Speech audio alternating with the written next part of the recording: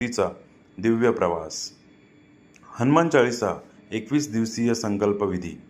पहिला, शुभ सुरुवात.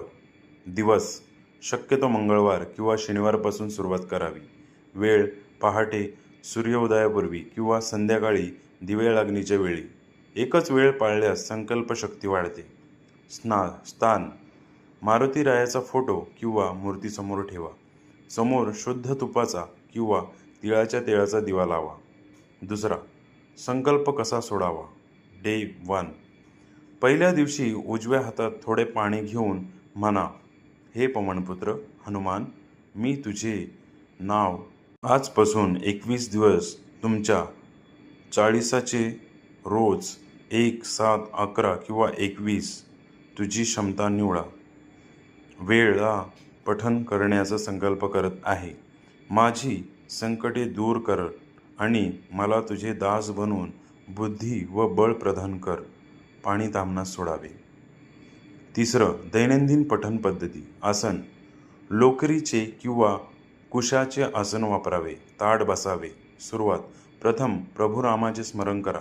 उदाहरणार्थ 3 वेळा जय श्रीराम म्हणा, कारण रामनामाशिवाय हनुमानजी प्रसन्न होत नाहीत.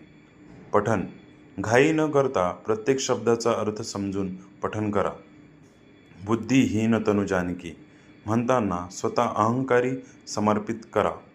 भूतपिशाच निकट न यावे म्हणताना मनातील सर्व भीती बाहेर काढून टाका. चौथं, 21 दिवसांचा प्रवास. दिवस 1 ते 7.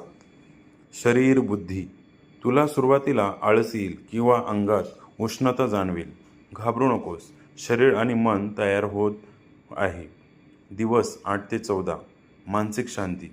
तुझे मन शांत होऊ लागेल, भीती कमी होईल आणि रात्री गाढ झोप लागेल. हनुमंताचे अस्तित्व जाणवू लागेल. दिवस 15 ते 21. शक्तींचा उदय. तुला विलक्षण आत्मविश्वास म्हणजे कॉन्फिडन्स जाणवेल. अशक्य वाटणारी कामे मार्गी लागतील. तुझी वाणी प्रभावी होईल. 5.